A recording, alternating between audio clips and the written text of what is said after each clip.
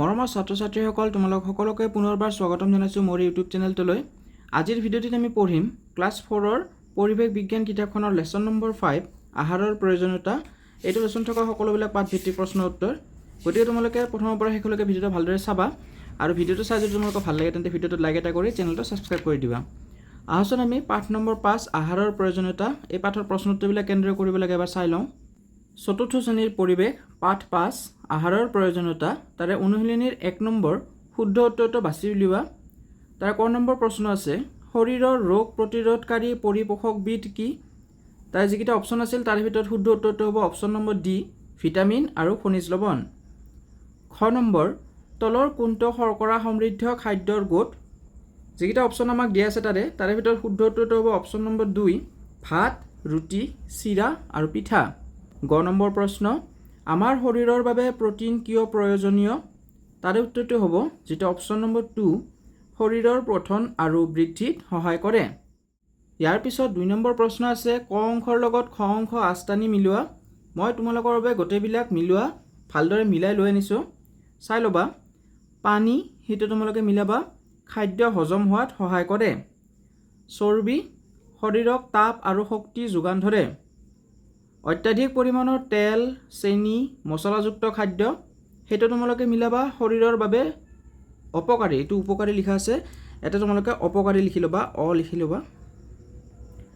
আৰু তাৰপিছত শাক পাচলি আৰু ফল মূল সেইটো তোমালোকে মিলাবা শৰীৰক ভিটামিন আৰু খনিজ লৱণ যোগান ধৰে। ইয়াৰ পিছত 3 নম্বৰ আছে খালী ঠাই পূৰ কৰা।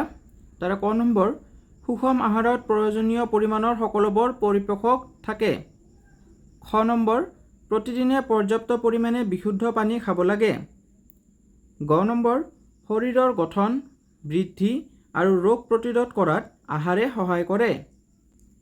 খ নম্বৰ আছে বজাৰত কিনিবলৈ পোৱা অত্যাধিক তেল, নিমখ, মছলা ইত্যাদি ব্যৱহাৰ কৰি প্ৰস্তুত কৰা খাদ্যবোৰ হ'ল জাংক ফুড। ইয়াৰ পিছত 4 নম্বৰ আছে উত্তৰ লিখা।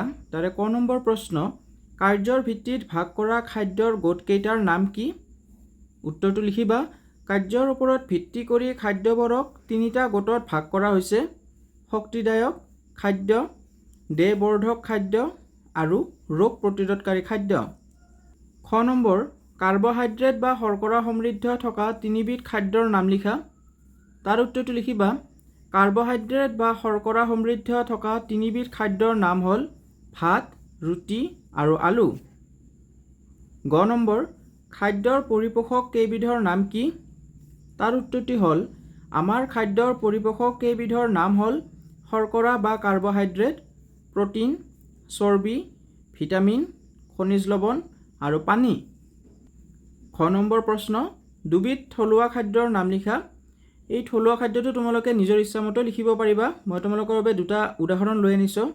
তোমালোকৰ নিজৰ নিজৰ ঠাইত কিছুমান থলুৱা খাদ্য নিশ্চয় আছে, সেইবিলাক তোমালোকে লিখি ল'বা। মই কি উত্তৰ লিখি আনিছোঁ চাবা। 2বিধ থলুৱা খাদ্যৰ নাম হ'ল পইতা ভাতৰ লগত গৰৈ মাছ পোৰা আৰু খাৰৰ আঞ্জা। তোমালোকে নিশ্চয় এইটো খাই পাইছা। তোমালোকে যদি খাই পাইছা মোক কমেণ্ট ছেকশ্যনত জনাই দিবাচোন। আৰু তোমালোকৰ তাতে নিজে নিজে কি খোৱা খাদ্য আছে থলুৱা খাদ্য সেইটো মোক কমেণ্ট ছেকশ্যনত জনাই দিবা। 5 নম্বৰ সুষম আহাৰ বুলিলে কি বুজা? তাৰে উত্তৰটি লিখিবা আমাৰ শৰীৰৰ বাবে প্ৰয়োজনীয় সকলোবোৰ পৰিপোষক দ্ৰব্য যেনে শৰ্কৰা, প্ৰটিন, চৰ্বি, ভিটামিন, খনিজ লৱণ আৰু পানী এইবোৰ সঠিক পৰিমাণে থকা আহাৰেই হ'ল সুষম আহাৰ। 6 নম্বৰ প্ৰশ্ন ম্যাদ উকলি যোৱা খাদ্য কিয় খাব নালাগে? উত্তৰটি লিখিবা খাদ্যবস্তুৰ পেকেটত থকা উপাদান আৰু ম্যাদৰ তাৰিখে খাদ্যবিধ খোৱাৰ বাবে উপযোগী হয় নে নহয় তাক জানিবলৈ দিয়ে। ম্যাদ উকলি যোৱা মানে খাদ্যবিধ খোৱাৰ উপযোগী হৈ থকা নাই।